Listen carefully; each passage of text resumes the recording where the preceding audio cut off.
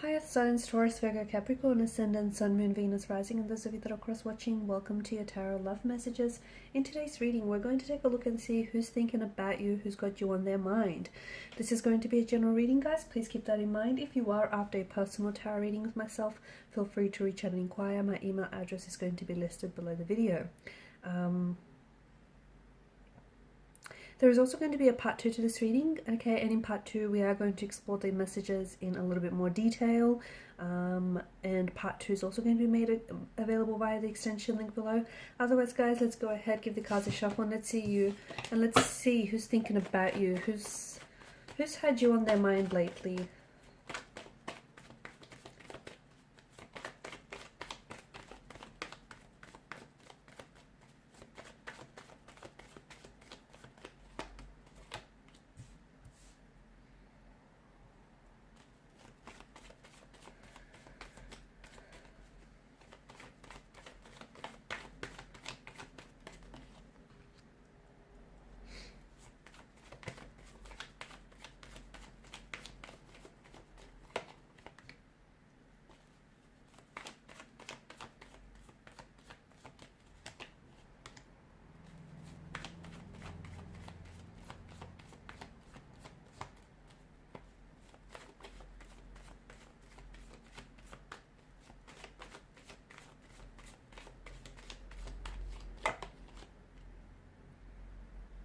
Wow, this is interesting. Okay. Bottom of the deck, you've got the Seven of Chalices. Wow, okay. This is someone who has... Okay, this person has you on their mind 24/7. This is someone who finds themselves thinking about you constantly, okay? And the more they try to not think about you, the more they end up thinking about you, okay? This is someone who, I mean, this person is, let's just say they're obsessed. This is someone who is obsessively and repeatedly thinking about you, okay? This is someone who cannot stop focusing on you. They're fixated on you. They're infatuated with you. They're obsessed with you. And I feel like this is someone who almost feels guilty for thinking about you as much as they do, or who feels like, okay, you know, them thinking about you is very distracting, because it's to the point where I feel like they can't function properly, okay? I feel like they're feeling very distracted here, like they're thinking about, you know, about maybe the last time that they saw you, or the next date that they have planned with you. They're thinking about you, what you're up to. They're thinking about if you think about them too. I mean, this is someone who, and again, I think they catch themselves thinking about you so often that they realize that it might be a little bit unhealthy. So what they try to do is they try to suppress it, or, you know, when they catch themselves, then they probably think they shouldn't be thinking about you as much. But what happens is, like, the more the more you resist something, the more it persists. So it's like, what I see for this individual is like, it's, notice, you know, it's very cyclical. Their thoughts keep circling back to you, and the more they try to resist those thoughts, the more those thoughts of you and your energy consumes them. Okay, this is someone with whom you have a very intense connection, okay? The energy, the chemistry is palpable in this reading. You know who this is, because this is someone who I feel like you're obsessed with this person as well. This is someone whom you're heavily infatuated with, okay? It's love, it's lust, it's infatuation. This is, you know, you're the object of their desire. They're the object of your desire. There is a bit of an imbalance to the energies, as you can see. I do feel like, I said earlier, that this person almost feels guilty for thinking about you. The thing is, they may already be in a relationship or in a commitment with someone else, okay? And so they may be with someone else, but they're thinking about you and they feel guilty. But at the end of the day, you know, you can't help who you're attracted to. The heart doesn't know logic. It doesn't, right? You can't explain, you know, logic to the heart, I guess. And this person might not want to think about you as often as they do. You know, they don't necessarily want to be so distracted that they can't focus on anything else, but at the same time, they can't help it. Like, everything reminds them of you. You know, everywhere they go, they can they smell the scent of your perfume, or maybe, you know, the little things that you like to do, or the things that you like to wear, or the car that you like to drive. Like it's gotten to the point where it's so they're so consumed by you. The other thing is, it's just this forbidden fruit kind of energy. Maybe because they know they can't have you, the fact that you're unavailable, or the fact that they're in a relationship with someone else and they know that they shouldn't be, you know, thinking about you, or they shouldn't be having these thoughts of you.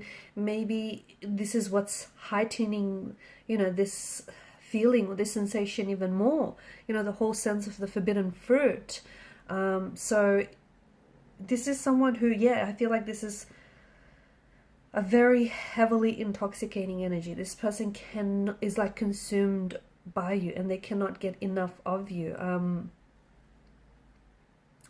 But I do think there is something that is getting in the way, though. I do feel like this person is, I don't think you're aware how much time they spend thinking about you, fantasizing, daydreaming. There's a very strong chemistry, there's a very strong sexual energy with the presence of both the devil and the lovers. But of course, you know, both cards here do talk about choices, okay? And then you've got the Seven of Chalices, which sort of confirms this energy as well. See, this person, whilst they're thinking about you, so for example, if they are in a relationship with someone else, they're not giving that relationship 100%.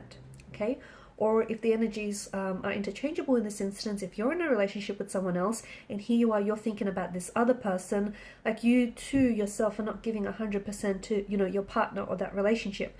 So at the end of the day, you know, it's like someone here has a choice to make, or perhaps the both of you have a choice to make, because there's no way you can be in a relationship or in a partnership and give it that 100% if you're, you know, if you're off thinking about someone else and wanting to be with someone else. It's not fair. It's not fair to that person. It's not fair to you, right? So I do feel like whilst this person is thinking about you and daydreaming about you, there is this energy of them having to make a choice. Because energetically, this is someone who's gravitating to you. This is someone who's very drawn to you. This is someone who wants, they want you, okay? They want you badly, and they want more of you. They want to get to know you. They want physical intimacy. They want a connection with you. They want to build more of a connection with you. This person has a lot of sexual fantasies about you, but I don't necessarily see them acting out on anything, or at least not yet. I do feel like this is someone who is understanding their desires as well. They do feel like it's a little inappropriate. They either feel guilty for thinking about you as much as they do, or they feel like it's a little inappropriate.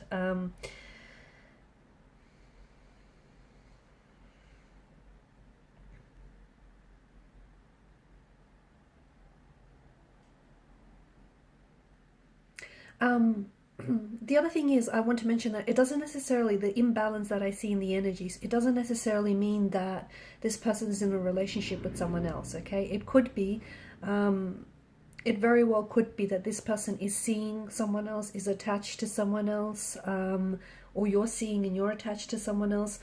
But it's one of these where, it's one of this energy where they're infatuated with you, but they can't have you, okay? Or they feel like they can't have you. So it's either there is something here that's getting in the way, or they're just too afraid to act on their feelings. They're too afraid to act on their emotions.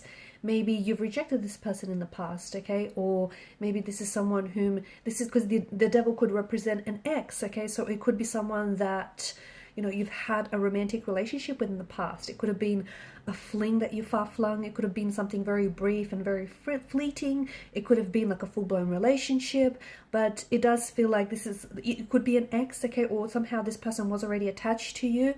And maybe this is someone whom you've had a casual arrangement with. And this is someone who keeps going back to that, you know, one really maybe, you know, intimate and very memorable night or occasion that the two of you spend together, and they keep going back to that. But maybe they know that this could never be, like, maybe it was an affair, a sexual or a physical affair, and they know that, you know, the both of you are married or in a relationship, and they wouldn't move beyond that, okay? So this is why it's an energy of, it just feels like there's boundaries, okay? And look, some of these boundaries do feel like they've been overstepped, but it feels like this person keeps thinking about you, but it just feels, for them, it feels like it's inappropriate to do anything, or they even feel like it's inappropriate, or they even feel guilty for fantasizing and desiring and wanting you and being as obsessed as they are with you. It could also have something to do with in the workplace though, okay? This person might be, there may be such a strong sexual chemistry that exists between the both of you, and you know it and they know it, but they could be scared to overstep any professional boundaries. So they might try and, they try and maintain a level of professionalism whenever they're around you. There could be a lot of flirting, a lot of that back and forth, but it never goes beyond that, okay? Because they feel like, they don't want to jeopardize their position. They don't want to jeopardize your position. They might not also want to jeopardize the connection as well. So it just feels like there are barriers, and it feels like there are uncertainties in the energies. And because it's such a heavy infatuation, and because they don't have an outlet to express those emotions and those desires, it is then turning into this obsession where they keep thinking about you because they can't have you, or they feel like they can't have you for those reasons mentioned, or perhaps even different other reasons. So it's turning into,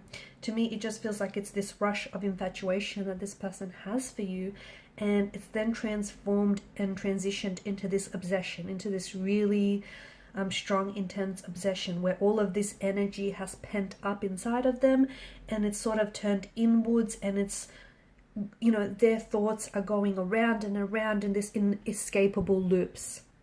All right, so in part 2 of the reading, we just want to explore and see whether this person is going to take any action towards you, and what that action might be, because I feel like this is someone whom, the thing is, you guys communicate, or you flirt a lot, and there's so much more to what you say, but a lot of the communication, I think, is done via body language, okay? So if you want to see if this person is going to finally open themselves up, or how they might, or you also might navigate some of these barriers. So follow me to part 2 via the extension link below. Thank you guys for your time, your energy, your attention. Bye for now.